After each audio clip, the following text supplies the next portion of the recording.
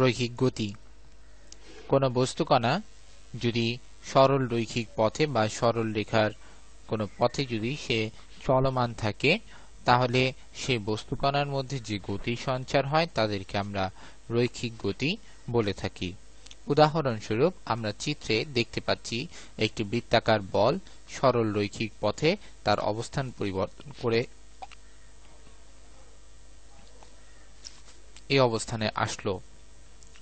এখন এই অবস্থানে আসার পর্যন্ত সে একটি সরল রৈখিক পথকে অতিক্রম করে এই পর্যন্ত আসলো। যেহেতু তার গতিপথটি একটি সরল রেখা বরাবর ছিল, সুতরাং এই বস্তুকণার গতিটিকে আমরা বলে থাকি সরল রৈখিক গতি বা রৈখিক গতি।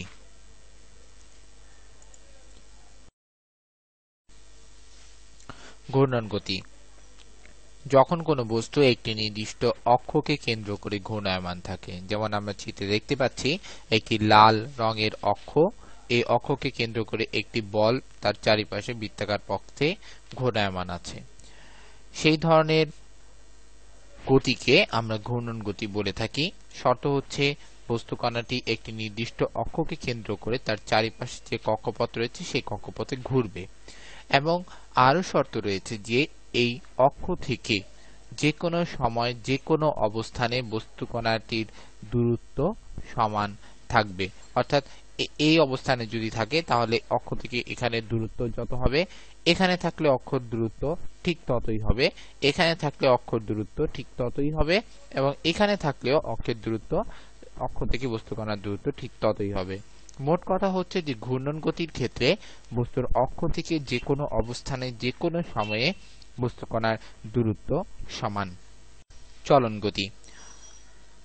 চলন গতির সংজ্ঞাতের মধ্যে আমরা বলতে পারি কোনো বস্তুকণা কোনো বস্তু এমন ভাবে চলতে থাকবে যাতে করে ওই বস্তুর অন্তর্গত প্রত্যেকটি কণা একটি নির্দিষ্ট সময়ে একই দিকে একই দূরত্ব অতিক্রম করে। এই সমস্ত বস্তুকণার গতিকে আমরা চলন গতি বলে থাকি। যেমন আমরা উদাহরণস্বরূপ এই বস্তুকণার মধ্যে 1 2 3 4 5 6 7 8 9 9টি কণা ধরলাম। এই বস্তুকণা এই টোটাল বস্তুটা যখন এখান থেকে একটা নির্দিষ্ট সময় পর তার স্থানকে পরিবর্তন করে এখানে আসবে, ঠিক এই বস্তুর অন্তর্গত যে কণাগুলি রয়েছে তারাও কিন্তু একই সময় বস্তুর সাথে সাথে তার অবস্থান পরিবর্তন করে এদিকে আসবে। ঠিক অনুরূপভাবে এই বস্তুটা যখন আবার সময় একটি নির্দিষ্ট সময়ে একটি নির্দিষ্ট দিকে একটি নির্দিষ্ট দূরত্ব অতিক্রম করে তার অবস্থানে পরিবর্তন করবে, দ্যাট মিন্স এখানে আসবে, বস্তুর সাথে সাথে বস্তুর অন্তর্গত যে কণাগুলো রয়েছে তারাও ঠিক এখানে আসবে, অর্থাৎ বস্তুর সাথে সাথে তার কণাগুলো স্থানান্তরিত হবে। পর্যায়বৃত্ত গতি। কোনো গতিশীল বস্তুকণা গতি যদি এমন হয় একটি নির্দিষ্ট সময় পর পর বস্তুকণাটি একটি নির্দিষ্ট বিন্দুকে অতিক্রম করে, তাহলে সেই বস্তুকণার গতিকে আমরা পর্যায়বৃত্ত গতি বলে থাকি। শর্ত হচ্ছে একটি নির্দিষ্ট সময় পর পর একটি নির্দিষ্ট বিন্দুকেই সে অতিক্রম করবে। যেমন আমরা এই লাল বস্তুটিকে ধরে নেই, এই বৃত্তাকার পথটি হচ্ছে এই কালো সার্কেলের পথটি, ধরে নেই t = 5 সেকেন্ড, অর্থাৎ এই বিন্দুটি এই বস্তুটি এই পথ অতিক্রম করে এখানে আসতে তার সময় লাগে 5 সেকেন্ড। ঠিক অনুরূপভাবে এই বস্তুটি আবার যখন এখান থেকে ঘুরে আবার এখানে আসবে, ঠিক তখনও তার 5 সেকেন্ড সময় লাগবে। আবার যদি আমরা এই বস্তুকণাটিকে এখান থেকে ধরে এখান থেকে ঘুরে আবার যখন এখানে আসে, তখনও বস্তুকণাটির জন্য অতিক্রান্ত সময় 5 সেকেন্ডই লাগবে। তার মানে স্পষ্ট হচ্ছে যে একটা নির্দিষ্ট সময়ে বস্তুকণাটি একটি নির্দিষ্ট পথকে অতিক্রম করতে একটি নির্দিষ্ট বিন্দুতে আসতে নির্দিষ্ট সময় নিচ্ছে। এই ধরনের গতিকে আমরা পর্যায়বৃত্ত গতি বলে থাকি। স্পন্দন গতি। স্পন্দন গতি হচ্ছে সেই সমস্ত বস্তুকণার গতি যে সমস্ত বস্তুকণার মধ্যে পর্যায়বৃত্ত গতি থাকবে, কিন্তু শর্ত হচ্ছে যে তারা পর্যায়কালের অর্ধেক সময়ে একটি নির্দিষ্ট দিকে থাকবে এবং বাকি অর্ধেক সময় সেই নির্দিষ্ট দিকের বিপরীত দিকে থাকবে। যেমন এটা একটা সরল দোলক। সরল দোলক এখান থেকে সে যাত্রা শুরু করলো। যাত্রা শুরু করার পর সে এখান থেকে এখানে এসে আবার যখন এখানে যাবে তখন একটি পর্যায়বৃত্ত গতি সম্পন্ন হবে, অর্থাৎ একটি বিন্দু থেকে যাত্রা শুরু করে আবার সে সেই বিন্দুতে আসলো। এই পর্যায়বৃত্ত গতি পাওয়ার জন্য তাকে একটি সময় অতিবাহিত করতে হয়, সেই সময়কে আমরা বলে থাকি হচ্ছে পর্যায়কাল।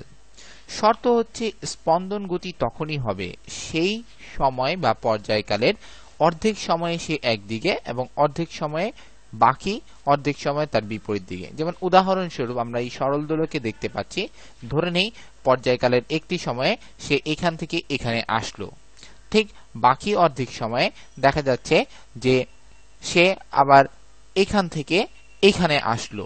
তাহলে আমরা দেখতে পাচ্ছি যে পর্যায়কালের এক সময়ে সে এখান থেকে এখানে আসলো, ঠিক বিপরীত সময় সে তার দিকের পরিবর্তন করে তার বিপরীত দিকে এই স্থান থেকে এই স্থানে আসলো। তাহলে আমরা বলতে পারি সরল দোলকের এই গতিটিকে স্পন্দন গতি। কারণ হচ্ছে এরা একটি নির্দিষ্ট সময় পর পর একটি নির্দিষ্ট পথ অতিক্রম করে, কিন্তু এই নির্দিষ্ট সময়ের অর্ধেক অংশে একদিকে থাকে, অর্ধেক অংশে বিপরীত দিকে থাকে। এর জন্য এই গতিসম্পন্ন কণাগুলোর গতিকে আমরা স্পন্দন গতি বলে থাকি। উদাহরণস্বরূপ সরল দোলকের গতি, কম্পনশীল সুরশলাকা দ্যাট মিন্স টিউনিং ফর্ক যেগুলি রয়েছে সেগুলি, এবং গিটারের যে তার সেই গিটারের তারের গতিকেও আমরা স্পন্দন গতি বলে থাকি। আমরা বস্তু জগতে সকল রাশিকে মোটামুটি দুটি ভাগে ভাগ করতে পারি। একটি হচ্ছে স্কেলার রাশি বা অদিক রাশি। অদিক কথার অর্থ হচ্ছে যার ডিরেকশন থাকবে না। ভেক্টর দ্বিতীয়টি হচ্ছে ভেক্টর রাশি বা দিক রাশি। দিক রাশি কথার অর্থ হচ্ছে যার ডিরেকশন বা একটি নির্দিষ্ট দিক বুঝাবে সেই সমস্ত রাশি। স্কেলার রাশি যে সকল ভৌত রাশিকে প্রকাশের জন্য শুধু মানই যথেষ্ট, তার জন্য দিক নির্দেশনার কোনো প্রয়োজন হয় না, তাদেরকে আমরা স্কেলার রাশি বলি। সুতরাং যে সমস্ত রাশি প্রকাশের জন্য বা শুধুমাত্র মান দ্বারা প্রকাশিত হয়, দিক নির্দেশনার কোনো প্রয়োজন হয় না, বা সেই সমস্ত রাশিকে প্রকাশ করতে দিক ব্যবহৃত হয় না, বা সেই সমস্ত রাশি দিকের কোনো ধারণা দেয় না, সেই সমস্ত রাশিকে আমরা স্কেলার রাশি বলে থাকি। যেমন এক্সাম্পল স্বরূপ ভর হচ্ছে একটি স্কেলার রাশি। এখন আমি দোকানে গিয়ে বলবো 5 কেজি চাউল দেন। এখন এই 5 কেজি চাউল সে শুধুমাত্র চাউলের কোয়ান্টিটিটাই বুঝবে। এই চাউল কোন দিকে যাবে, সে ডানে যাবে না বামে যাবে না উপরে যাবে না নিচে যাবে, এইটা কোনো হেডেক নেই। সুতরাং একটি চালের ভরকে প্রকাশ করার জন্য কত কেজি চাল সেটি যথেষ্ট। সেটি ডানে বায়ে না উপরে যাবে না নিচে যাবে এটা জানা কোনো প্রয়োজন নেই। সুতরাং ভর একটি স্কেলার রাশি এবং ভরকে প্রকাশের জন্য শুধু মানই যথেষ্ট। ভেক্টর রাশি। ভেক্টর রাশি হচ্ছে যে সকল ভৌত রাশিকে প্রকাশের জন্য শুধু মানই যথেষ্ট নয়, এর সাথে সাথে দিক নির্দেশনারও প্রয়োজন রয়েছে, অর্থাৎ মান এবং দিক উভয়ই প্রয়োজন রাশিটিকে প্রকাশ করার জন্য। সেই সকল রাশিকে আমরা ভেক্টর রাশি বলে থাকি। উদাহরণস্বরূপ বেগ।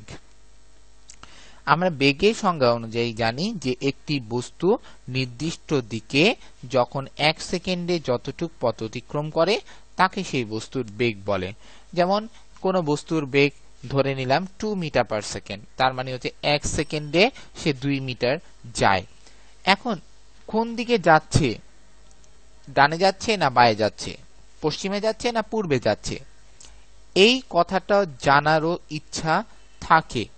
অর্থাৎ কোনো একটি বস্তুর বেগ যখন আমরা বলবো, সেই বস্তুর বেগ বলার সাথে সাথে বস্তুটি কোন দিকে মুভমেন্ট করছে এই মুভমেন্ট করার ডিরেকশনটি জানারও প্রবণতা থাকে।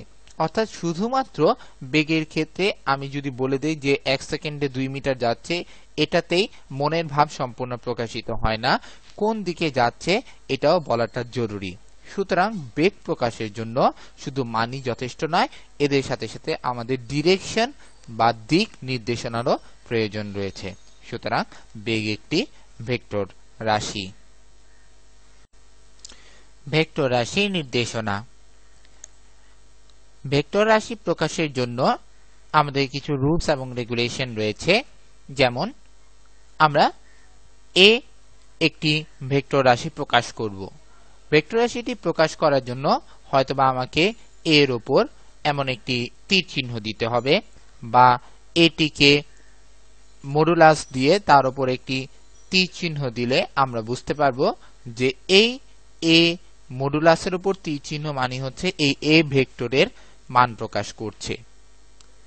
ঠিক অনুরূপভাবে এই ভেক্টরটিকে যদি আমরা ছাপা বা টাইপিং এ করতে চাই, তাহলে আমরা এ অ্যালফাবেটটাকে যদি বোল্ড বা মোটা হরফে লিখি তাহলেও সেটা ভেক্টরিক্যাল রিপ্রেজেন্ট করবে। তার মানে সচরাচর যদি আমরা কোনো অ্যালফাবেটের উপর অ্যারো সাইন দেখি, তীর চিহ্ন দেখি, তাহলে বুঝতে হবে এটি আমাদেরকে ভেক্টর সাইন বা ভেক্টর রাশি রিপ্রেজেন্ট করছে। অথবা ছাপার হরফে যদি এই সমস্ত অ্যালফাবেটের উপর বা কোনো মানের উপর যদি আমরা এভাবে বোল্ড দেখি বা মোটা হরফ দেখি, তাহলে আমাদের বুঝতে হবে আলহামদুলিল্লাহ এরা আমাদেরকে একটি ভেক্টরিক্যাল সাইন রিপ্রেজেন্ট করছে বা ভেক্টরিক্যাল রাশিকে রিপ্রেজেন্ট করছে। আমরা চিত্রটি একটু লক্ষ্য করি। চিত্রটি লক্ষ্য করলে দেখা যাবে যে a ইকুয়াল 150 কিলোমিটার একটি ভেক্টর, যে ভেক্টরটি রিপ্রেজেন্ট করছে হচ্ছে a ভেক্টরটি, যার দৈর্ঘ্য হচ্ছে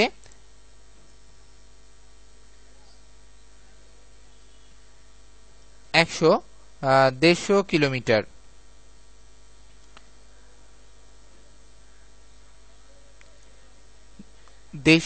কিলোমিটার সরণ নির্দেশ করছে। কিন্তু এই এ ভেক্টরটি যার সাইন অনেকটাই দেখা যাচ্ছে হচ্ছে মানে 3 সেন্টিমিটারের মতো, 3 সেন্টিমিটারের মতো, তার মানে হচ্ছে 3 সেন্টিমিটারের মতো এই এ ভেক্টরটি দ্বারা 150 কিলোমিটার সরণ বা 150 কিলোমিটার দূরত্ব রিপ্রেজেন্ট করছে। এই কথার অর্থ হচ্ছে প্রত্যেকটি সেন্টিমিটার 50 কিলোমিটারকে রিপ্রেজেন্ট করে। তাহলে 3 সেন্টিমিটার দ্বারা 150 কিলোমিটারকে প্রকাশ করা যায়। এখানে আরো একটি শর্ত হচ্ছে যে এই ভেক্টরটির ডিরেকশন হচ্ছে পশ্চিম দিকে, তার মানে হচ্ছে যে এই সরণটি অবশ্যই পশ্চিম দিকে হতে হবে। এই ভেক্টরটি দ্বারা এই কথা প্রকাশ পায়। এখন আসি আমরা ইনশাআল্লাহ বি দেখি। বি ভেক্টরটি দেখা যাচ্ছে এটি 100 কিলোমিটার রিপ্রেজেন্ট করছে এবং এটি দেখা যাচ্ছে যে উত্তর এবং পূর্ব এই ডিরেকশনের মাঝখানে অবস্থান করছে। আমরা যদি অ্যাঙ্গুলার ডিফারেন্স দেখি তাহলে আমরা দেখতে পাচ্ছি এই বি ভেক্টরটি পূর্ব দিকের সাথে 30 ডিগ্রি অ্যাঙ্গেল বা 30 ডিগ্রি কোণ করে 100 কিলোমিটার পর্যন্ত রিপ্রেজেন্ট করছে, যেখানে বি ভেক্টরের ভ্যালুটা দাঁড়াচ্ছে হচ্ছে 100 কিলোমিটার সরণ। তার মানে সেন্টিমিটারে যদি আমরা রিপ্রেজেন্ট করতে চাই তাহলে আমরা এটাকে 2 সেন্টিমিটার আকারে বলতে পারি আগের এ এর সাথে ম্যাচ করে। এবং তার ডিরেকশন যদি আমরা বলতে চাই তাহলে আমাদের বলতে হবে এরা পূর্ব দিকের সাথে 30 ডিগ্রি অ্যাঙ্গেল বা 30 ডিগ্রি কোণ করে আগাচ্ছে। কোন বস্তুর যে কোনো দিকে অবস্থানের পরিবর্তনকে আমরা দূরত্ব বলি। দূরত্বের ক্ষেত্রে ডিরেকশন নির্দিষ্ট নয়, কিন্তু এই দূরত্বটাই যদি একটি নির্দিষ্ট দিক বরাবর হয়ে থাকে তাহলে সেই দূরত্বকে আমরা সরণ বলে থাকি।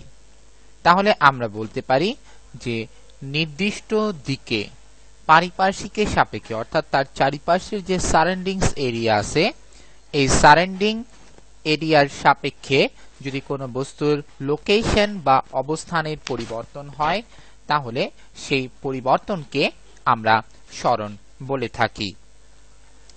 সরণের সংকেত হচ্ছে এস, এর মাত্রা সমীকরণ হচ্ছে এর মাত্রা হচ্ছে এল এবং সরণের একক হচ্ছে মিটার। কোন বস্তুর সরণ 60 মিটার দক্ষিণ দিকে বলতে বোঝায় এই বস্তুটি তার আদি অবস্থান থেকে বা তার আগের অবস্থান থেকে বা প্রাথমিক অবস্থায় সে যেখানে অবস্থান করেছিল সেখান থেকে দক্ষিণ দিকে 60 মিটার দূরে চলে গিয়েছে। দ্রুতি, ধরে নেই একটি বস্তু 50 সেকেন্ডে 100 মিটার অতিক্রম করলো, বা এখানে আমাদের বইয়ে যেটা দেওয়া আছে যে অভি 50 সেকেন্ডে 100 মিটার দূরত্ব অতিক্রম করলো এবং মিতু 30 সেকেন্ডে 75 মিটার দূরত্ব অতিক্রম করলো। তাহলে 50 সেকেন্ডে অতিক্রম করে 100 মিটার দূরত্ব, 1 সেকেন্ডে করে 100 ডিভাইডেড 50 মিটার দূরত্ব ঐকিক নিয়ম অনুসারে। তাহলে আমরা লিখতে পারি 1 সেকেন্ডে অবির অতিক্রান্ত দূরত্ব হচ্ছে 100 ডিভাইডেড হচ্ছে 50, কাটাকাটি করলে 2 মিটার। ঠিক অনুরূপভাবে আমরা বলতে পারি 30 সেকেন্ডে অতিক্রম করে হচ্ছে 75 মিটার দূরত্ব, 1 সেকেন্ডে অতিক্রম করে 75/30 ইকুয়াল 2.5 মিটার দূরত্ব। এই দুইজনের ক্ষেত্রে আমরা প্রতি সেকেন্ডে অতিক্রান্ত দূরত্ব নির্ণয় করছি। এই প্রতি সেকেন্ডে অতিক্রান্ত দূরত্বই হচ্ছে তাদের প্রত্যেকের ইন্ডিভিজুয়াল দ্রুতি। তাহলে আমরা যদি বলতে চাই, বলতে পারবো দ্রুতির সংজ্ঞাটা হচ্ছে সময়ের সাথে কোন বস্তুর অবস্থানে পরিবর্তনের হারকে দ্রুতি বলে। অবস্থানে পরিবর্তনের হার তার মানে হচ্ছে 1 সেকেন্ডে সে কি পরিমাণ তার অবস্থানে পরিবর্তন করলো, এটাকে আমরা দ্রুতি বলে থাকি।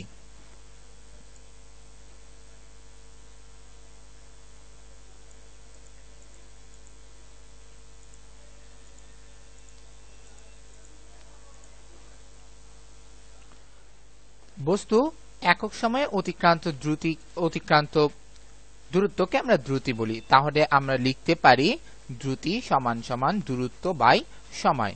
দ্রুতিকে v দ্বারা প্রকাশ করা হয়, দূরত্বকে d দ্বারা প্রকাশ করা হয়, সময়কে t দ্বারা প্রকাশ করা হয়। তাহলে আমরা লিখতে পারি v ইকুয়াল d/t। দ্রুতির ক্ষেত্রে কোনো বস্তু কত দিকে বা কোন দিকে যাচ্ছে সেটি জানার কোনো উপায় নেই বা সেটি দ্রুতিতে প্রকাশ করা হয় না, তার মানে ডিরেকশনের সাথে দ্রুতির কোনো সম্পর্ক নেই। সুতরাং দ্রুতি একটি স্কেলার রাশি। দ্রুতির মাত্রা সমীকরণ হচ্ছে L T ইনভার্স 1, এর একক হচ্ছে মিটার এবং এর দূরত্বের একক হচ্ছে মিটার, সময়ের একক হচ্ছে সেকেন্ড। সুতরাং বেগের বা দ্রুতির মাত্রা সমীকরণ LT ইনভার্স 1 হলে তার একক হবে L এর জন্য মিটার, T এর জন্য সেকেন্ড ইনভার্স 1। সুতরাং মিটার সেকেন্ড ইনভার্স 1। কোন বস্তুর দ্রুতি 4 মিটার পার সেকেন্ড বলতে বোঝায় এই বস্তুটি 1 সেকেন্ডে 4 মিটার দূরত্ব অতিক্রম করে। কিন্তু এখানে লক্ষণীয় ব্যাপার হচ্ছে দ্রুতির ক্ষেত্রে কোন দিকে যাচ্ছে এটি জানা যায় না বা এটি দ্রুতি আমাদের নির্দেশক। গড় দ্রুতি। গড় দ্রুতি জানার আগে আমাদের প্রথম জানতে হবে যে সুষম দ্রুতিটা কি। সুষম দ্রুতি হচ্ছে সেই দ্রুতি যে দ্রুতিতে কোনো একটি গতিশীল বস্তু তার যে কোনো সময় দ্রুতির কোনো পরিবর্তন হয় না, অর্থাৎ সমান সময়ে সে সমান দ্রুতি নিয়ে সামনের দিকে এগিয়ে যায়। আমরা ধরে নিতে পারি প্রথম 5 সেকেন্ডে তার দ্রুতি 2 মিটার পার সেকেন্ড, পরবর্তী 5 সেকেন্ডেও তার গতি 2 মিটার পার সেকেন্ড, পরবর্তী 5 সেকেন্ডেও তার গতি 2 মিটার পার সেকেন্ড। আমরা এখানে দেখতে পাচ্ছি সময়ের পরিবর্তন সমান ভাগে বাড়তেছে 5 সেকেন্ড করে। ঠিক অনুরূপভাবে তার দ্রুতির কোনো পরিবর্তন হচ্ছে না। এই ধরনের দ্রুতিকে আমরা সুষম দ্রুতি বলে থাকি। যদি দ্রুতিটা সময়ের বৃদ্ধির সাথে সাথে পরিবর্তন হয়, বাড়তে পারে কমতেও পারে, অর্থাৎ সমান দূরত্ব অতিক্রম না করে, তাহলে সেই দ্রুতিকে আমরা অসম দ্রুতি বলি। উদাহরণস্বরূপ প্রথম 5 সেকেন্ডে 2 মিটার পার সেকেন্ড, পরবর্তী 5 সেকেন্ডে সেটি হয়ে গেল হচ্ছে 5 মিটার পার সেকেন্ড, পরবর্তী 5 সেকেন্ডে সেটি আবার 3 মিটার পার সেকেন্ড। যদি এমন হয় তাহলে এটি সমান সময়ে সমান পথ অতিক্রম করলো না, এই জন্য এটাকে আমরা সুষম দ্রুতি বলতে পারবো না। যদি এই ধরনের অসম দ্রুতি পাওয়া যায় তাহলে টোটাল সময়ে সে কতটুকু দূরত্ব অতিক্রম করলো সেই দূরত্বকে আমরা সময় দিয়ে যদি ভাগ করি তাহলে যে দ্রুতি আমরা পাবো সেই দ্রুতিকে আমরা গড় দ্রুতি বলবো। উদাহরণস্বরূপ যেমন আমরা এখানে লেখা আছে যে দিনাজপুর যাওয়ার পথে, ঢাকা থেকে দিনাজপুর যাওয়ার পথে 7টায় রওনা হয়ে 6 ঘন্টায় 300 কিলোমিটার পথ অতিক্রম করে, তার মানে 6 ঘন্টায় সে 300 কিলোমিটার মোট পথ অতিক্রম করে, তাহলে আমার গড় দ্রুতি হবে 300 ভাগ 6 ঘন্টা ইকুয়াল হচ্ছে 50 কিলোমিটার পার আওয়ার। তার মানে ধরে নেওয়া হচ্ছে যে প্রতি ঘন্টায় সে গড়ে 50 কিলোমিটার দূরত্ব অতিক্রম করেছে। তার মানে এখানে কিন্তু স্পেসিফাইড ভাবে বলা নাই যে সে নির্দিষ্ট প্রথম ঘন্টায় 50 কিলোমিটার, পরের ঘন্টায় 50 কিলোমিটার এভাবে আগাচ্ছে না, গড় ধরে নেওয়া হচ্ছে সে প্রথম ঘন্টায় 50 কিলোমিটারও হতে পারে, পরবর্তী ঘন্টায় সে 30 কিলোমিটারও হতে পারে, পরবর্তী ঘন্টায় সে 70 কিলোমিটারও হতে পারে, কিন্তু ধরে নেওয়া হচ্ছে গড় দ্রুতি এখানে 50 কিলোমিটার পার আওয়ার। সুতরাং গড় দ্রুতি তখনই প্রযোজ্য হবে যখন কোনো বস্তুর মধ্যে অসম দ্রুতির সঞ্চার হবে, অর্থাৎ গড় দ্রুতির এক্সপ্রেশনকে আমরা লিখতে পারি গড় দ্রুতি ইকুয়াল হচ্ছে মোট দূরত্ব ডিভাইডেড সময়। তাৎক্ষণিক দ্রুতি। তাৎক্ষণিক দ্রুতি বলতে বোঝায় হচ্ছে যে কোনো মুহূর্তের বা যে কোনো সময়ের কোনো একটি বস্তু বা ব্যক্তি, কোনো একটি গাড়ি বা নরমালি কোনো একটা জিনিসের দ্রুতি কত ছিল, একদম এক্স্যাক্টলি সেই সময়ের দ্রুতিটা চাওয়া হচ্ছে, এই ধরনের দ্রুতিকে আমরা তাৎক্ষণিক দ্রুতি বলি। উদাহরণস্বরূপ যেমন 10:32:43 এই সময় গাড়িটির দ্রুতি কত, একদম এক্স্যাক্টলি একটি নির্দিষ্ট টাইমে কোন একটি ব্যক্তি বা বস্তুর দ্রুতি জানতে চাওয়া হচ্ছে, এই ধরনের দ্রুতিকে আমরা তাৎক্ষণিক দ্রুতি বলে থাকি। তাৎক্ষণিক দ্রুতির ক্ষেত্রে সময়ের ব্যবধান খুবই অল্প হয় এবং সময়ের তারতম্য খুবই কম, এই সময়ের মধ্যে আমাদের দ্রুতিটা বের করে আনতে হয়। উদাহরণস্বরূপ যেমন অনেক সময় দেখা যায় যে উন্নত দেশগুলিতে বিভিন্ন ব্রিজ, বিভিন্ন হাইওয়ে, যে এই স্থানগুলোতে গাড়িকে একটি নির্দিষ্ট বেগ বা নির্দিষ্ট রেঞ্জ দিয়ে দেওয়া হয়, এই বেগের উপরে বা এই দ্রুতির উপরে সে গাড়ি চালাতে পারবে না। যদি সে এই দ্রুতিকে ভঙ্গন করে তাহলে সেই গাড়ি জরিমানা করা হয়। কিভাবে সে এই দ্রুতিকে ভঙ্গন করবে সেগুলি কিন্তু এই তাৎক্ষণিক দ্রুতির ক্যালকুলেশন দ্বারা ইনশাআল্লাহ মেজার করা হয়। এবং দেখা যাচ্ছে যে অনেক সময় আমাদের ক্রিকেট খেলায় দেখা যায় যে বলার বল করে তার বলের স্পিড, এই স্পিডও কিন্তু জানা যায় হচ্ছে তাৎক্ষণিক দ্রুতির মাধ্যমে, এবং এগুলি মেজার করার জন্য অনেক সময় আমাদেরকে রাডার বা লেজার গানের ইউজ করতে হয়।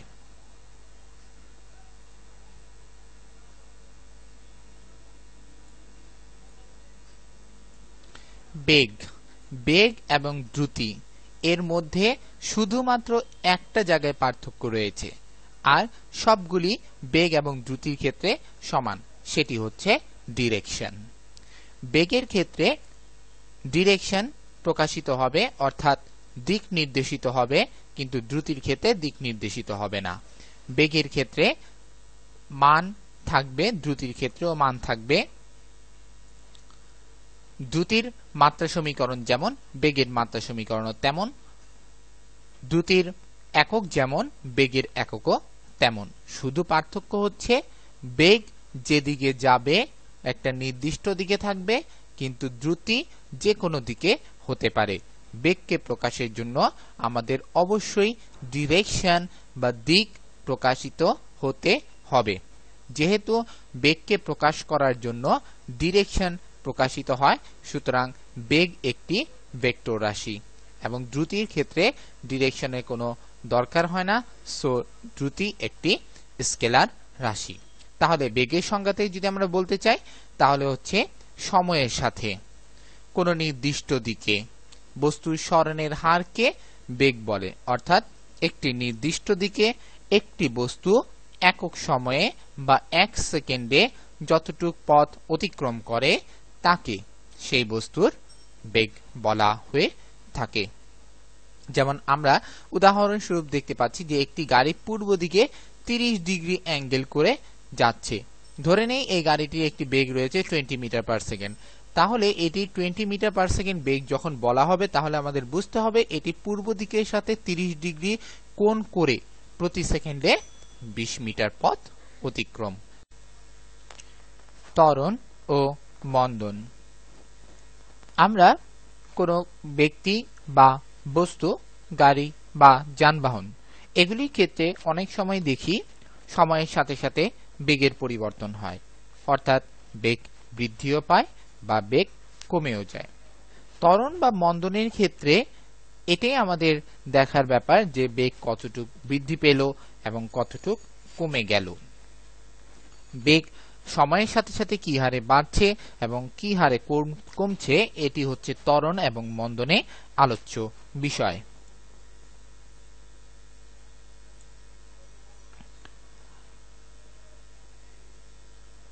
যেমন সময়ের পার্সপেক্টিভে বা সময়ের সাথে সাথে বেগ বৃদ্ধির হারকে, অর্থাৎ বেগ কি পরিমাণে বাড়ছে সেই বৃদ্ধির হারকে আমরা বলে থাকি হচ্ছে ধনাত্মক ত্বরণ। অর্থাৎ 1 সেকেন্ডে কি পরিমাণ তার বেগ বাড়লো সেই পরিমাণটিকে আমরা বলে থাকি ত্বরণ। ঠিক অনুরূপভাবে একক সময়ে বা পার সেকেন্ডে 1 সেকেন্ডে কি পরিমাণ বেগ কমে গেল, অর্থাৎ তার আগের বেগ এত ছিল এখন পরবর্তী বেগ এত হলো, পার সেকেন্ডে 1 সেকেন্ডে কি বেগ কমলো, কতটুক বেগ কমলো এর পরিমাণকে আমরা বলি হচ্ছে মন্দন। অর্থাৎ বেগের পরিমাণটি যখন হ্রাস পাবে তখন আমরা তাদেরকে ঋণাত্মক ত্বরণও বলে থাকি বা মন্দনও বলে থাকি। তাহলে আমরা বুঝতে পারছি যে সময়ের সাপেক্ষে বেগ বৃদ্ধির হারকে ত্বরণ বলে এবং সময়ের সাপেক্ষে বেগ হ্রাসের হারকে মন্দন বলে।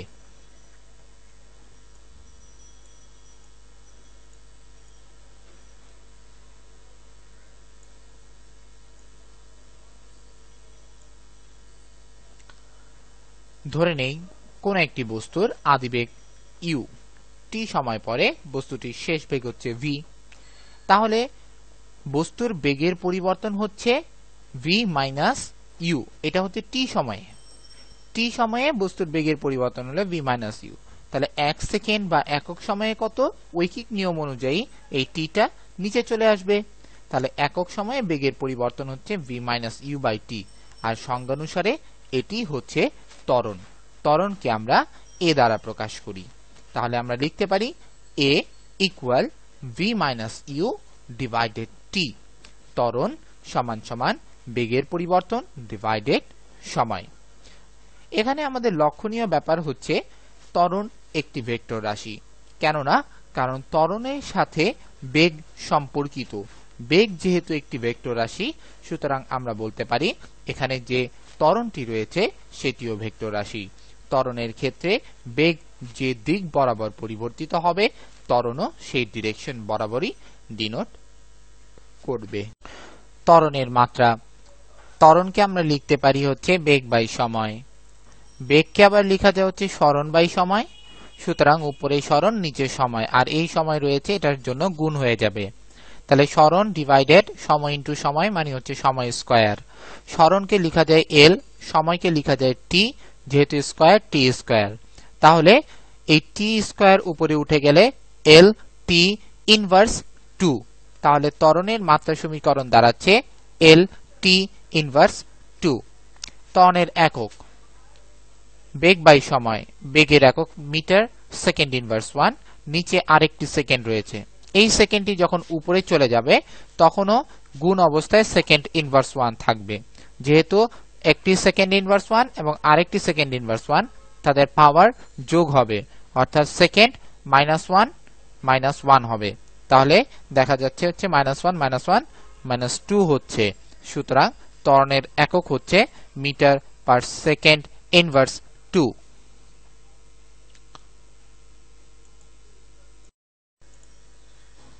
সুষম ত্বরণ, সুষম ত্বরণ হচ্ছে সেই সমস্ত ত্বরণ যে সমস্ত ত্বরণের ক্ষেত্রে সময়ের বৃদ্ধির সাথে সাথে বস্তুর বেগ একই হারে বাড়তে থাকে। অর্থাৎ আমরা যেমন সুষম দ্রুতিটা দেখে এসেছিলাম, সেই সুষম দ্রুতির মতো সুষম ত্বরণটাও একই, যে বেগ বৃদ্ধির হার একই হারে বাড়তে থাকে। অর্থাৎ প্রথম 5 সেকেন্ডে 2 মিটার পার সেকেন্ড, পরের 5 সেকেন্ডে আরো 2 মিটার পার সেকেন্ড বাড়বে, পরে 5 সেকেন্ডে আরো 2 মিটার পার সেকেন্ড বাড়বে। তার মানে সময়ের বৃদ্ধির সাথে সাথে এই বেগ বৃদ্ধিটাও সমানুপাতিক হারে বাড়বে, অর্থাৎ একই হারে বাড়তে থাকবে, কম বেশি হবে না। যেমন 2 মিটার পার সেকেন্ড 5 সেকেন্ডে বাড়লো, অপর 5 সেকেন্ডে আবার 3 মিটার পার সেকেন্ড বেড়ে গেল, এমন হবে না, সমান হারে তারা বাড়তে থাকবে। যদি এইভাবে বৃদ্ধি পেতে থাকে তাহলে ইনশাআল্লাহ তাদেরকে বা সেই সমস্ত ত্বরণকে আমরা সুষম ত্বরণ বলে থাকি। অসম ত্বরণ, বেগ বৃদ্ধির হার যদি সমান না থাকে, অর্থাৎ পার সেকেন্ডে একই হারে যদি বেগ বাড়তে না থাকে, তাহলে সেই সমস্ত ত্বরণকে আমরা অসম ত্বরণ বলি। ধরে নেই প্রথম 5 সেকেন্ডে বাড়লো হচ্ছে 3 মিটার পার সেকেন্ড, পরে 5 সেকেন্ডে বাড়লো 2 মিটার পার সেকেন্ড, পরে 5 সেকেন্ডে আবার 4 মিটার পার সেকেন্ড। তাহলে এক্ষেত্রে আমরা বেগ বৃদ্ধির হারের কোনো সামঞ্জস্য লক্ষ্য করতে পারছি না। সুতরাং এই ধরনের ত্বরণকে আমরা অসম ত্বরণ বলে থাকি।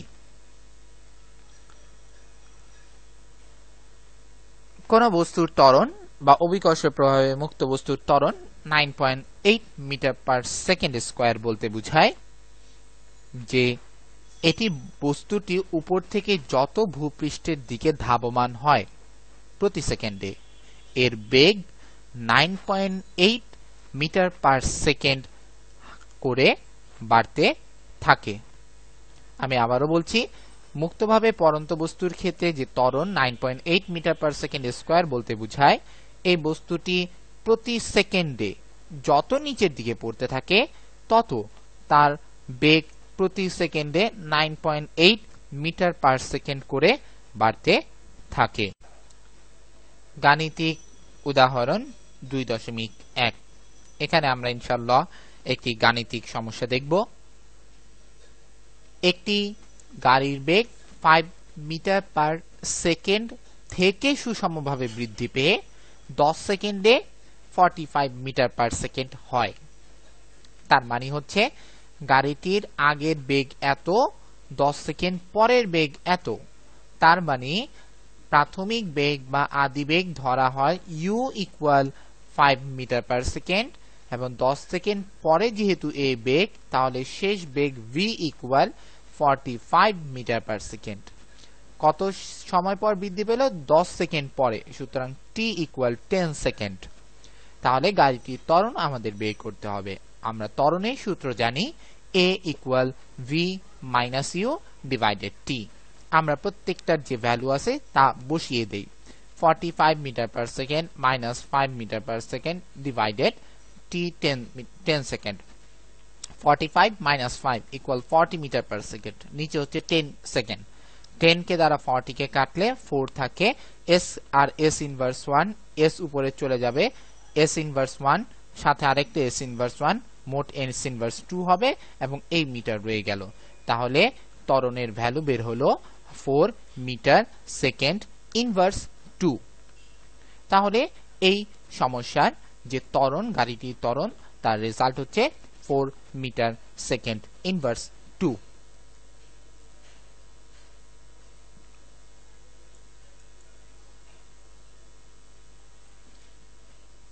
গাণিতিক উদাহরণ 2.2। একটি গাড়ির বেগ 20 মিটার পার সেকেন্ড থেকে সুষমভাবে হ্রাস পেয়ে 4 সেকেন্ড পরে 4 মিটার পার সেকেন্ড হয়। গাড়িটির ত্বরণ বের করো। ঠিক আগের মতো, এটা হচ্ছে প্রাথমিক বেগ, 4 সেকেন্ড পরে এত বেগ অর্জিত হলো, তাহলে 4 মিটার পার সেকেন্ড হচ্ছে শেষ বেগ। কতটুকু সময় নিল? 4 সেকেন্ড। t এর ভ্যালু 4 সেকেন্ড। এখানে একটি লক্ষণীয় ব্যাপার, সুষমভাবে হ্রাস পাচ্ছে, তার মানে এখানে মন্দন হবে। তাহলে আমরা লিখি a equal v minus u by t। v এর value 4 metre per second, u এর value 20 metre per second, t এর ভ্যালু 4 সেকেন্ড। 4 থেকে 20 চলে গেলে মাইনাস 16 মিটার পার সেকেন্ড, নিচে 4। আমরা কাটাকাটি করলে 4 4 16, তাহলে মাইনাস, এই মাইনাস সাইন, 4 কে দ্বারা 16 কে কাটলে 4 সেকেন্ডে উপরে উঠে যাবে, সেকেন্ড ইনভার্স 1 এর সাথে আরেকটি সেকেন্ড ইনভার্স 1 আসবে, সুতরাং মিটার সেকেন্ড ইনভার্স 2 হবে। সুতরাং গাড়িটির ত্বরণ a equal minus 4 metre second inverse 2। সুতরাং এক্ষেত্রে আমরা দেখতে পাচ্ছি গাড়িটির ত্বরণের ভ্যালু ঋণাত্মক আসছে। এ থেকে আমরা বুঝতে পারি যে সময়ের সাথে সাথে বস্তুর বেগটা হ্রাস পেল, অর্থাৎ গাড়িটির মন্দন হলো।